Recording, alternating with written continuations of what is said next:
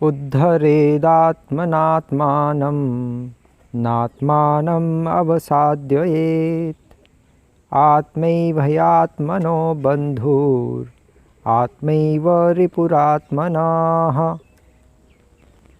हरे कृष्ण। आज हम भगवद गीता के छठे अध्याय के 5वें श्लोक पर चर्चा करेंगे। बहुत इम्पॉर्टेंट श्लोक है। कल वाले श्लोक में भगवान कृष्ण योगा आरूढ़ के बारे में और डिटेल में चर्चा कर रहे थे, उसके और लक्षण। और आज वाले श्लोक में भगवान बता रहे हैं कि अगर योगारूढ़ होना है हमें भी, तो उसके लिए क्या करना होगा। तो क्या करना होगा?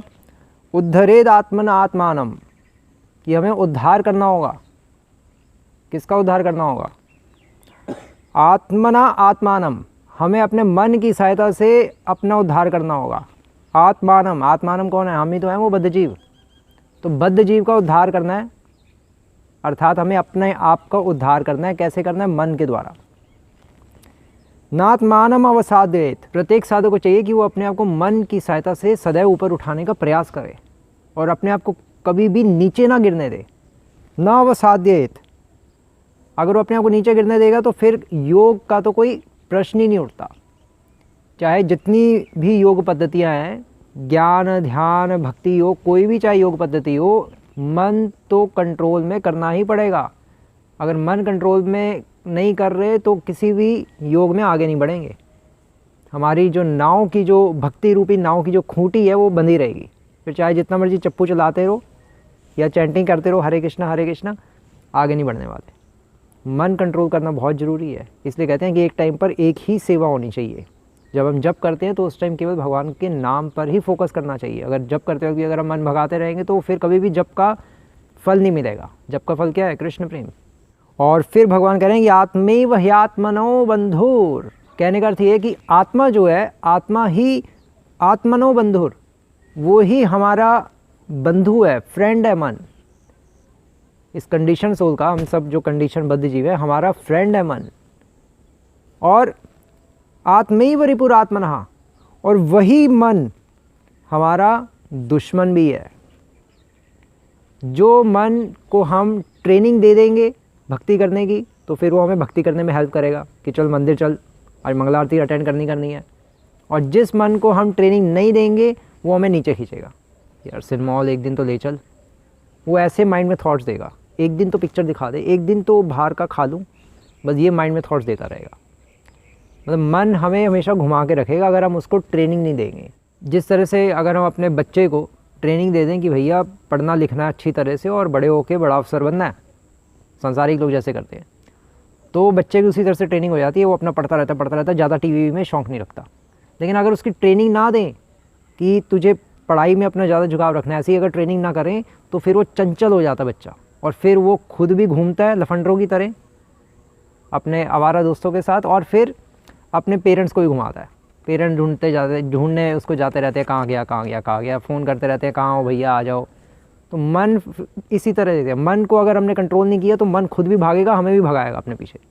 और अगर कंट्रोल कर लिया तो फिर अपना वो चुपके से श्रील प्रभुपाद बुक्स पढ़ेगा घर बैठ के। तो यहाँ पर मन के कई सारे मतलब श्रील प्रभुपाद लिख रहे हैं कि प्रसंग के अनुसार आत्मा शब्द का अर्थ शरीर, मन तथा आत्मा होता है। योग पद्धति में मन तथा आत्मा का विशेष महत्व है।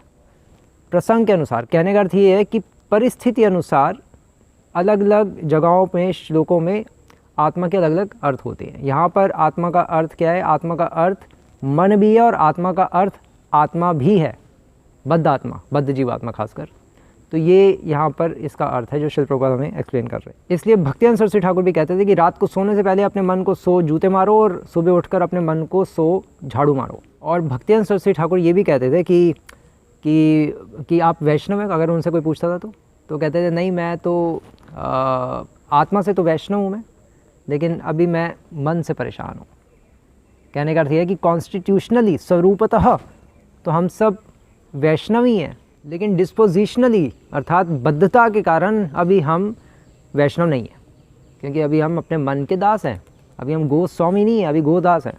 आत्मैव हि आत्मनो बंधुर, कहने का अर्थ यह है कि आत्मा कौन है? हम ही तो हैं। हम खुद ही अपने दुश्मन अल्टीमेटली। क्यों? कोई पूछेगा क्यों? इसलिए क्योंकि मन का तो काम ही है करोड़ों चीज़ों को दिखाना। जो हमने अपनी इस मन रूपी हार्ड डिस्क में जो स्टोर की हुई हैं करोड़ों जन्मों से, सारे जो भी हम देखते हैं उसकी फ़ोटो खींच के माइंड में चले आती है, उसको कहते हैं संस्कार। वो करोड़ों जन्म जिससे जो मन में जो संस्कार भरे हुए हैं वो मन दिखाता रहता है, वो रील चलती रहती है, मन उल्टे सीधे थॉट्स देता रहता है, लेकिन उसको चूज़ कौन करता है? फ्री विल किसकी है? आत्मा की। आत्मा ही तो चूज़ करती है। इसलिए अब हमें क्या चाहिए? हमें अपने आप को नीचे नहीं गिरने देना चाहिए, हमें मन को ट्रेन करना है। वो ट्रेन तभी होगा जब हम अपनी फ्री विल से अपने आप को नीचे नहीं गिरने देंगे, फिर मन भी अपने आप को ऊपर उठा लेगा। तो ये भी एक लेवल है, और इससे और गूढ़ लेवल भी है। गूढ़ लेवल क्या है? गूढ़ लेवल ये है कि आत्मा ही आत्मना बंधुर, कि आत्मा ही परमात्मा का दुश्मन है और आत्मा ही परमात्मा का दोस्त है। द्वा सुपर्णा सायुज्य सखाए, कि एक पेड़ पर दो पक्षी बैठे हैं, एक भोग कर रहा है और दूसरा उसको देख रहा है साक्षी के रूप में। तो जब हम भी सेवनमुख हो जाएंगे, भगवान की तरफ देखेंगे, फिर हमारा जो मन है वो हमारा मित्र बन जाएगा। तब फिर ये जो आत्मा है वो परमात्मा की मित्र बन जाएगी। अभी मित्र तो है, लेकिन ये जो आत्मा रूपी, जो बद्ध जीवात्मा रूपी जो हम हैं, हम भोग करने में लगे हुए हैं। अभी हम अपने जो परमात्मा रूपी जो मित्र हैं उनको भोग लगा नहीं रहे, खुद ही भोग करते जा रहे हैं। लेकिन बेस्ट फ्रेंड कौन होता है? जो अपने मित्र के साथ शेयर करके खाए या पहले उसको खिलाए। तो हमें भगवान को पहले हर चीज़ अर्पण करनी है, वो हम कर नहीं रहे, इसलिए हम फंसे हुए हैं और इसलिए हम परमात्मा के दुश्मन हैं अभी। और परमात्मा के मित्र बन जाएंगे अगर हम अपने मन को ट्रेनिंग देंगे, तो फिर परमात्मा के हम मित्र बन जाएंगे। ये भी पूर्ववर्ती आचार्य ऐसा मत पर लिख रहे हैं। इसलिए श्रील प्रभुपाद भी यहाँ पर लिख रहे हैं कि अतः मन को इस प्रकार प्रशिक्षित करना चाहिए कि वह प्रकृति की तड़क भड़क से आकृष्ट ना हो। श्रील प्रभुपाद अमृत बिंदु उपनिषद के श्लोक नंबर 2 से भी कोट करते हुए कह रहे हैं कि मन एव मनुष्यानाम कारणम बंध मोक्षयोः बंधाय विषयासंगो मुक्तैव निर्विषयम मनः।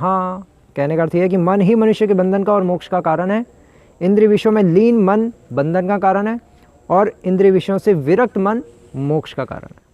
तो हमें अपने आप को फालतू की चीज़ों में घुसाना नहीं चाहिए, हमें मन को निकालना है इस संसार से और भगवान में लगाना है। वो तभी होगा जब हम अपने मन पर कंट्रोल, काबू पाने का प्रयास करेंगे। तो ये इस श्लोक का तात्पर्य है। हरे कृष्ण। श्री प्रभुपाद की